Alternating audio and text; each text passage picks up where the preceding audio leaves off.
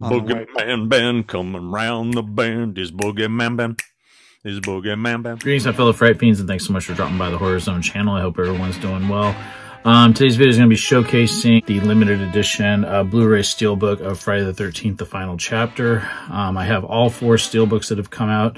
One has come out each year. This one is actually coming out a year early because Friday the 13th, the final chapter did not come out until April 13th of 1984. So I understand the reasoning. They've already had sort of like a routine with these, you know, every year they've come out, but there was a year in between part 3 and part 4. So I was surprised when I saw that this one was coming out, because I'm like, oh, they're jumping the gun a little bit and putting it out a little early. But yeah, this one will be staying sealed. I haven't opened any of these, and I've been getting them consistently since 2020 when the first one came out. So just wanted to showcase that I have all of them now. So there's part 1. Again, still sealed. And I have multiple copies of all these movies, including pretty much every box set that's come out. Part 3. Came out the week of Friday the 13th, which was in May of last year. And then, of course, the brand new one. So, very happy to all of these.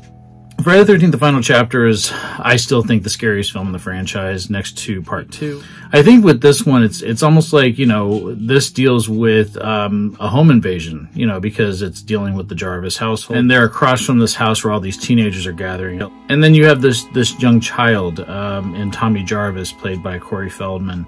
And again, I was about Corey Feldman's age when this movie came out. He's a few years older than me, but, you know, I identified with that. And he was kind of different, and I was different as a kid. I wasn't a typical kid, you know. I liked a lot of things that you weren't supposed to like, especially going to Catholic school. You weren't supposed to like violent movies like this, and you weren't supposed to be talking about them, not at school. And I still remember one of my friends, I believe it was my friend Mike Barley, bringing a Fangoria magazine to school and seeing images from this movie of Tom Savini's makeup effects work on Jason for the climax of the film, where Tommy gets the upper hand and takes Jason down. This was supposedly supposed to be the last film in the franchise, which of course it wasn't.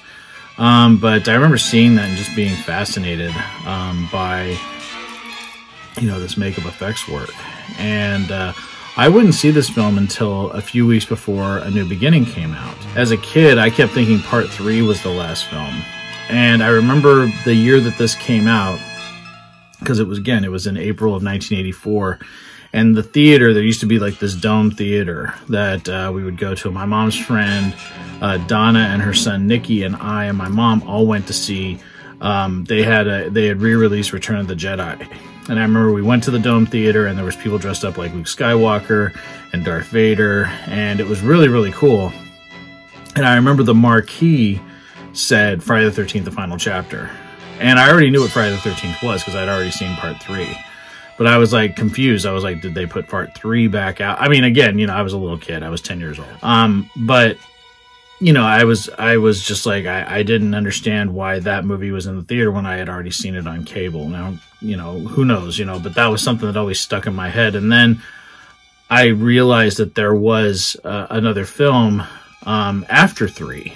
You know, was really excited to watch this. And I remember my dad let me rent it. And I remember it was a rainy weekend because part 5, The New Beginning, would come out in March of that year.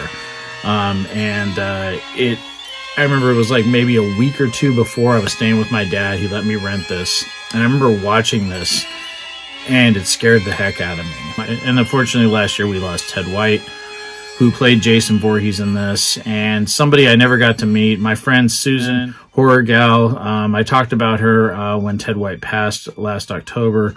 She was nice enough back in 2017. Ted was doing signings at Dark Delicacies in Burbank, and she got me an autographed picture, which I showed the day that Ted died in that video. And I'm eternally grateful for her doing that. She doesn't do a lot of YouTube content anymore, unfortunately, and I don't know what's been going on with her, but she's a great friend, and I just hope she's doing well, and I always appreciate that she got me that autograph. And then a week after Ted died, I had the honor of meeting Corey Feldman at Sinister Creature Con. I waited in line for 2 hours to meet him, and it was completely worth it. I had him sign my Crystal Lake Memories book. And I remember he asked me if I had ever had a chance to meet Ted. And I said, unfortunately, I didn't. I said, but a friend of mine I was lucky enough to have a friend of mine get me his autograph. And, you know, it was just, you know, meeting Corey Feldman was very important. And because he was such an iconic character to me, much like Mark Petrie in Salem's Lot, I identified with characters that were not the norm. You know, they weren't into sports. They were into things like monsters and movies and things like that, and makeup and masks and scary stuff. And for some reason, those two characters, as I was a kid, were the two I identified with the most, you know, at a very early age. And the character of Tommy Jarvis is always going to be very important to me. And his portrayal by Corey Feldman in this film is always going to be one of the most important performances in a film for me. I don't know why this slasher series meant so much to me as a kid, but it gave me something that I needed. It was kind of something, it was an outlet. It was an outlet that taught me about, you know, makeup effects. I loved, you know, just what they could do with the small budgets that they had. And yeah, the acting, a lot of people might criticize the acting, but I really think, especially those first 6 films, I really think the acting was really good.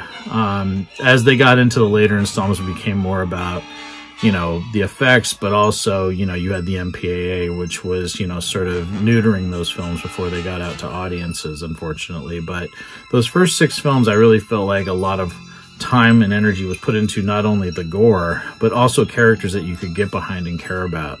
And I still feel like those characters hold up so well, especially in this one where you have a mother and 2 kids that are going up against this killer that has no mercy. And I think, like I said, Ted White played the most terrifying version of Jason, and I do think he's one of the most brutal versions of Jason before Jason got into, you know, the Kane Hodder era where he was like a zombie. He's terrifying in this film, and it's funny that for an actor that really just did it for money initially and didn't even want his name in the credits for this film, he gave such an amazing performance. And I know a lot of people look at it like it's just somebody behind a mask, but there's a performance here. There's a methodical element to Jason that was kind of there with Richard Brooker. Richard Brooker, I always felt, played him a little...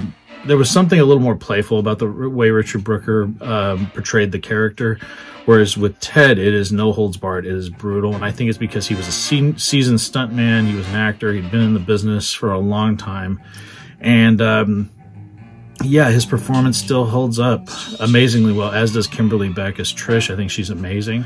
And, yeah, the amazing Corey Feldman as Tommy Jarvis. Also, Judy Aronson was very easy on the eyes, and probably one of my first crushes, and will always be one of my crushes from this film. And this was also the film that I discovered Crispin Glover and went on to love him in films like Back to the Future. I mean, this film is very important, and I think Joe Zito did a great job.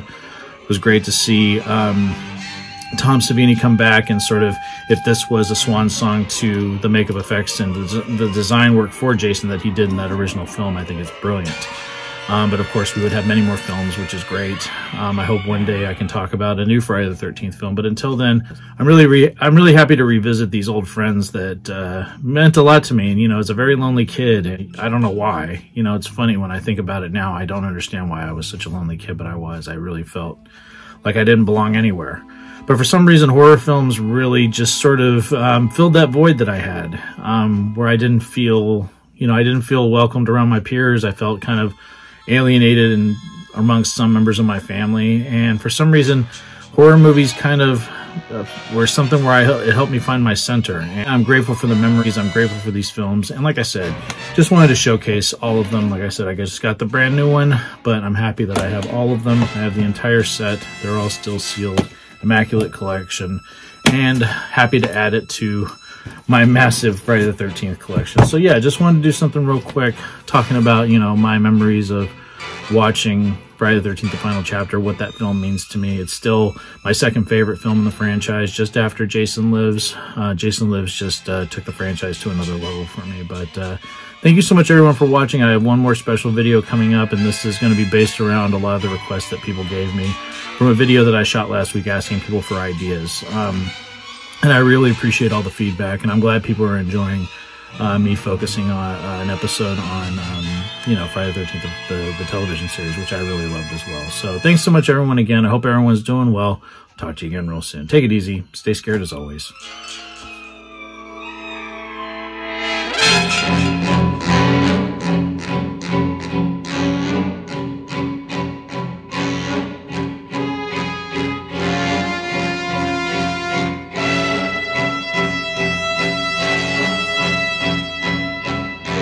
Fiends, just want to say thank you again for supporting Boogeyman Ben's Horror Zone. If you're brand new to the channel and you haven't yet subscribed, please hit the subscribe button down below, hit the bell notification so you're updated every time I drop a new video. I typically do this once or twice a week with new content. I've been doing this for over 11 years, and the horror genre is a passion of mine, and it really means a lot to me that I can share that passion with all of you guys. Thanks so much again for the support, and I'll talk to you again later. Take it easy, stay scared as always.